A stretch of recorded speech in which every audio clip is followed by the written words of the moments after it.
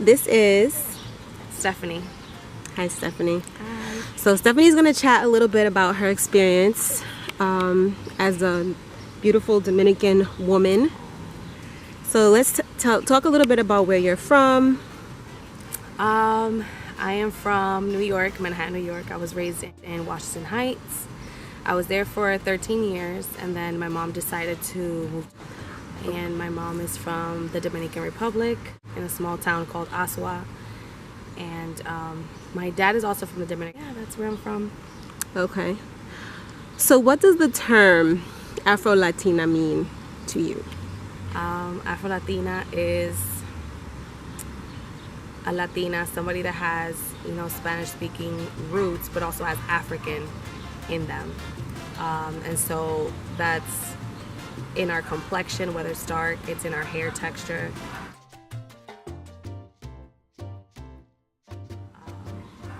And so somebody who's Latina, so I'm Dominican, but I could have to say that I'm African because I have roots from there. So that to me is what Afro-Latina is. Do you identify as an Afro-Latina? Yes, I do. I feel like I knew that I had African roots, but in the Dominican culture, we deny our blackness, and so we don't say that we have African roots. We just say we're Dominican, as if it doesn't mean a lot of other stuff. But I do, and I proudly identify myself as an Afro-Latina. My boyfriend even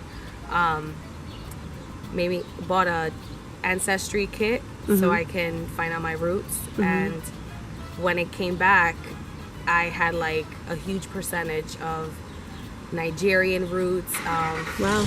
Senegal, Congo, like just a lot of African heritage, and very little of European. And so yes, so I do identify because that's part of who I am, and it's part of the lineage where I come from.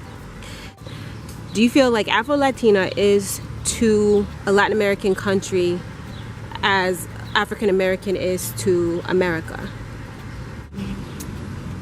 Oh wow, that's a good question.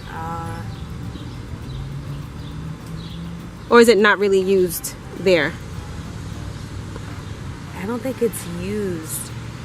Like in the Dominican Republic, I don't think they would coin it as Afro-Latina. They would just, I don't know what they would say, honestly. I just don't think that's something that they really talk about.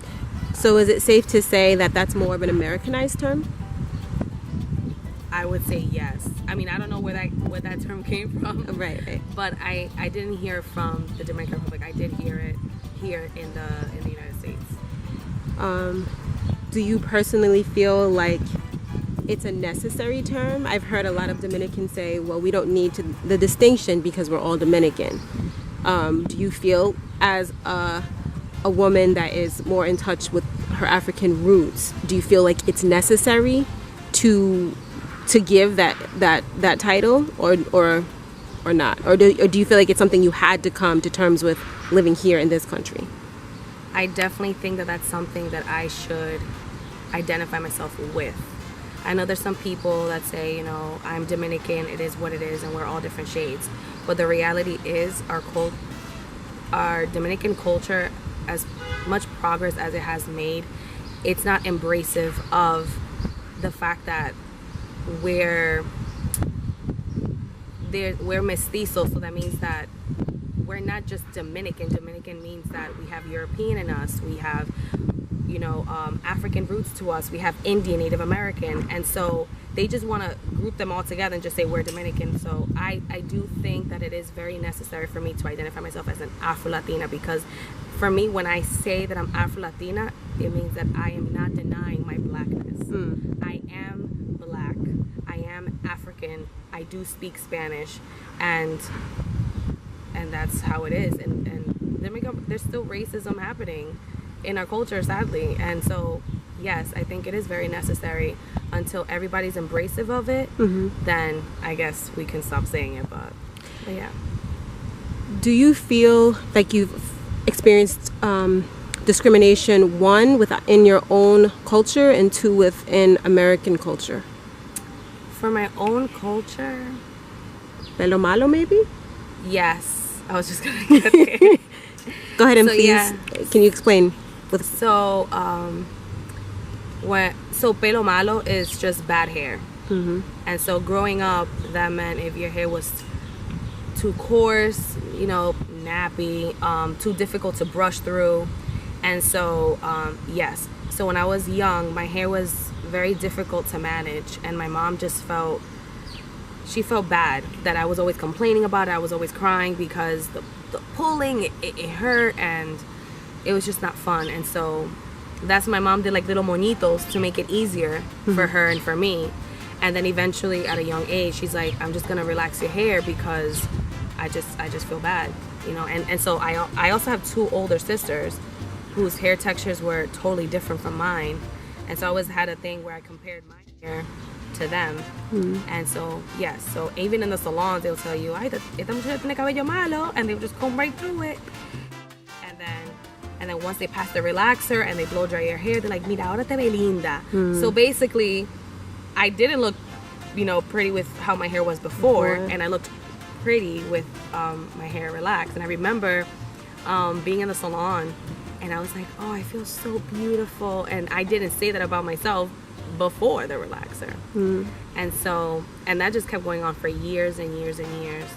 And I didn't realize until 25 years old that it was an internal oppression for me.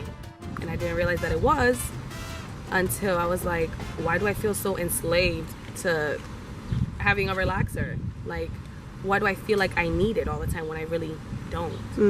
And so that's what started the process for me to just stop it. Mejorar las razas. There you go, yeah. Like better my the race. At a young age, I knew about that. So my mom has 4 kids, and I am the darkest out of all of them. And I did hear from family members, you know, subliminally, oh, if you have a boyfriend, make sure, you know, he's a little light skinned, you know, claro, so that your babies come out, you know, light skinned. So yeah, you hear that at a young age, but when you're young, you don't think about it as anything bad, but it is definitely there.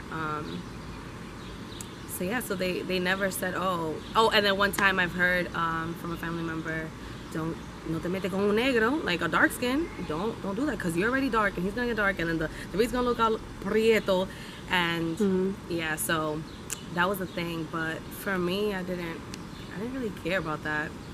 But that was something that I learned at a young age, where family members, they jab it. So they don't like tell you, they don't sit down with you and be like, oh yeah, you should definitely, you know, do this. No, but they'll tell you, you dark skin, so go with somebody who's lighter. So yeah. So what would you tell a little dark-skinned Dominican girl who feels like she's not beautiful? I'll tell her, you are beautiful. And have you seen the skin color? It is gorgeous. People tan for this. People want this. No, it took me a long time to really accept my hair, my dark skin, how God made me. And so a little girl, I tell her, do not focus on that. What makes you beautiful is how you carry yourself. Are you kind? Are you generous?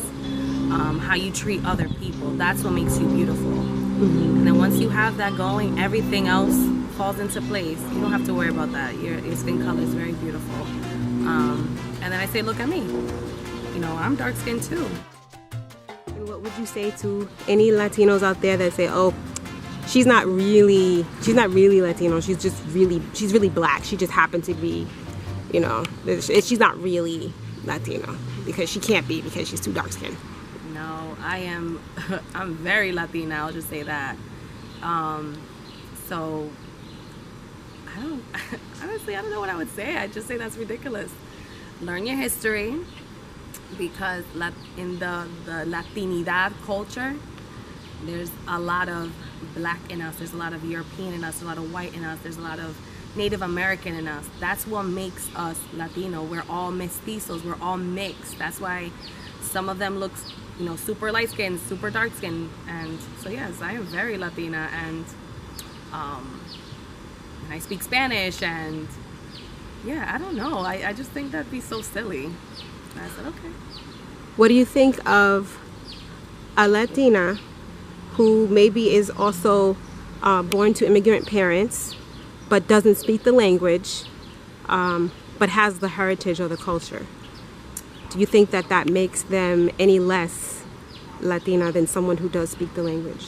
That's a great question, because language is very important in culture, and I think that a lot of people that don't speak the language do feel like there's a barrier between who they feel like they are and then who they're not, because it eliminates communication, understanding, cultural references that is done in Spanish that's not translated in English. I do say that they're still Latina. They still are, even if they don't speak the language, because even if they may not speak it, they know the Latina by cultural norms. You know, their food tastes different. They might cook differently than other people. That's what makes you Latina. How you perceive the world to be because of how you are, that still makes you Latina.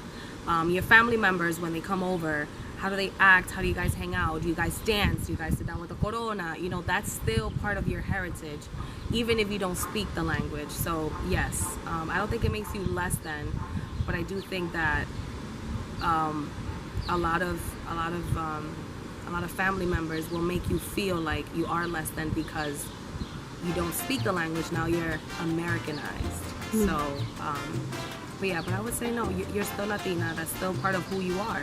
It's in you, and it's all around you.